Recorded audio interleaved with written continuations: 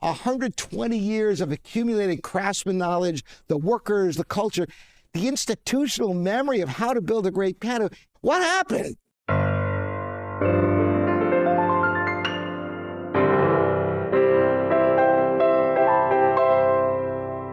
Welcome to livingpianos.com. I'm Robert Estrin, and today we're talking about the Baldwin piano. Not just any Baldwin, but the ones that piano technicians, concert pianists, and serious collectors hunt for. The ones built in Cincinnati during what is now called the Golden Era and beyond. For well over a century, Baldwin was considered the gold standard of American piano craftsmanship. Not a distant second to Steinway, a genuine rival. These pianos were on the stages of Carnegie Hall and Lincoln Center. They were in the hands of the greatest musicians of the 20th century. And the center of it all was the instrument, the Artist Series Baldwin Grand Piano. Grand pianos that many experts believe, myself included, some of the best value for performance piano ever built in the United States. And that's a big claim. Stick with me because I'm going to back it up. Now, here's something most people don't know, and this is where the story gets really fascinating. In the 1970s, the Baldwin Piano Company owned C. Bechstein, one of the most revered piano makers in all of Europe, the same German brand that Debussy championed.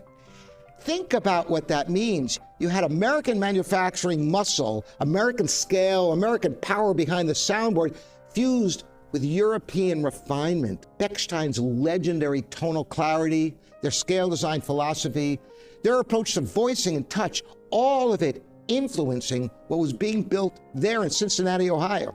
The pianos we have here, Baldwin grand pianos and concert grand pianos, Bechstein-influenced scale design, you can hear it. There's a clarity in the treble, a singing quality in the mid-range that you simply don't find on most American grand pianos of that era. You hear that sustain, that bloom, that is the sound of great American piano traditions meeting at exactly the same moment in history. And it's part of why the pianos from this period are so special. Now, I want to talk about something specific, something that separates the Baldwins from the earlier ones, something called the Acujust hitch pin system. Baldwin patented this system, and it was genuinely one of the most innovative advances in piano sustain of the 20th century. Now, here's the problem it solved. In a traditional piano, your strings are looped around fixed hitch pins at the plate. Over time, the string doesn't always bear evenly across the bridge. You get what's called false bearing, which kills sustain and muddies the tone.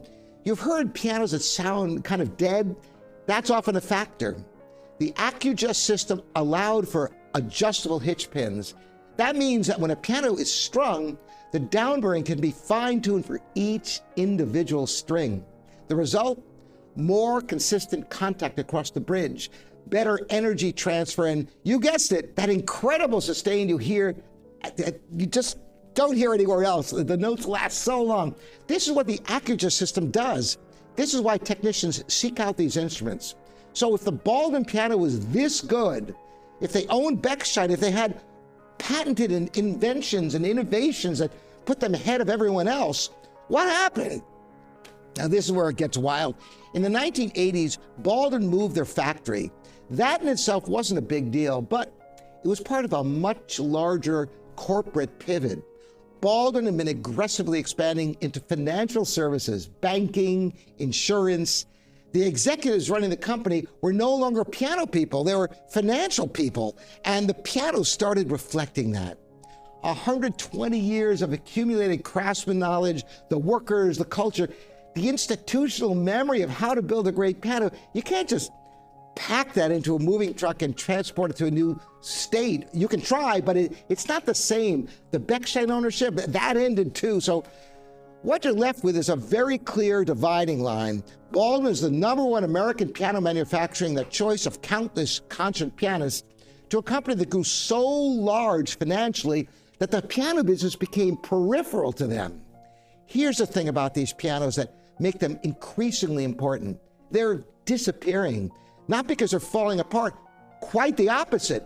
A well-maintained pre-2000s Baldwin Artist Series built to last. These are instruments that with proper care, can outlast most of what's being made today. But they're being absorbed into private collections, they're being bought by university music programs, they're being restored by technicians who know exactly what they have. The supply is finite. These pianos are not being made anymore. And as awareness of the golden era grows, as more technicians and pianists discover the difference, demand goes up. I've had piano technicians come into the store and practically become emotionally see one in great condition because they know they've worked on hundreds of pianos. They recognize immediately what this instrument represents. And the value proposition here is extraordinary.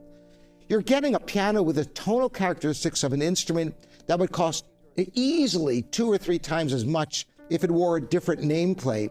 The Baldwin name never commanded the premium of Steinway, even at its peak, which means these golden era instruments are in many ways the most undervalued great pianos in the American market right now. So how do you identify one? What should you look for? First, the serial number. Pre-early 2000s Baldwins fall within a specific serial number range. I'll note the range in the description below so you can reference it when you're shopping. Second, look for the Acujust hitch pins. A good piano technician can identify these immediately. If you're not sure, bring someone who is. This feature is a strong indicator that you're looking at a golden era instrument, although many Baldwin pianos made before this innovation are also phenomenal instruments. Third, examine the overall build quality, the rim, the plate casting, the quality of the hammers and strings.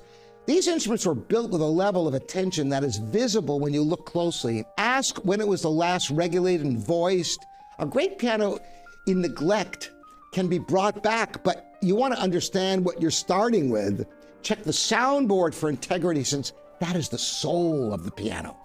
And fourth, play it. Trust your ears. The Baldwin sound is a signature, the clarity in the treble, that warm bloom in the bass. Once you hear it on a great instrument, you'll recognize it again.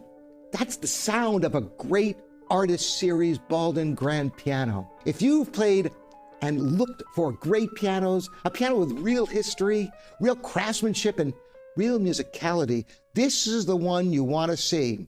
I'll have a direct link to some of them and show the full listing and the sound demos at livingpianos.com in the description below also. And if you have questions about this piano, about Baldwin's history, or about finding the right instrument for yourself, reach out to me.